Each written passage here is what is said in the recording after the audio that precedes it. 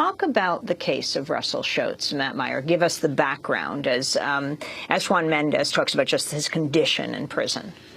I think it's important for people to realize that despite whatever issues, political or otherwise, related to his conviction, the reason he's in solitary confinement is because he was elected by an official prison-approved body to be the head of this lifers group.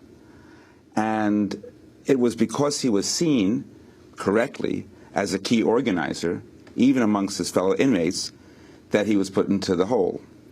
He was not put into solitary confinement initially, once convicted. It was only in an immediate and very direct reaction to his organizing work. He's in Pennsylvania. He is. He's currently at Frackville, and there is some breaking news about that story that I think it's important for folks to know.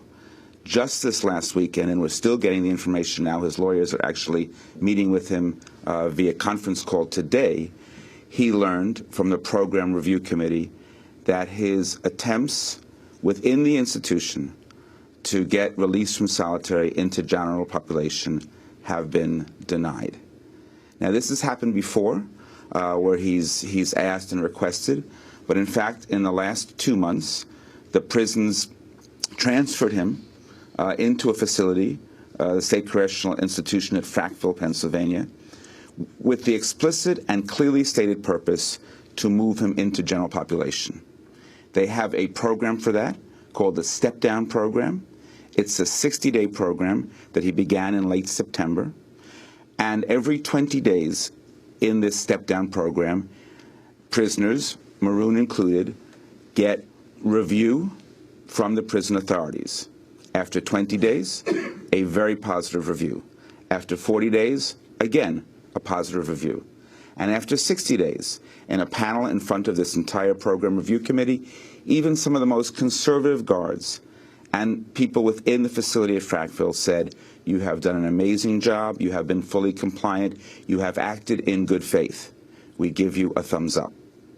And so now, just on the verge of this holiday season, where people are supposed to be compassionate and thinking about peace on earth and goodwill towards all people, he found out, again, just a day or so ago, that in fact the appeal, the paperwork necessary to move him into general population was being denied. So again, he's been in solitary confinement for? He's been consistently in solitary confinement since 1991. There was so over 21 years. There was a break, actually, because he was in solitary for a few years before that.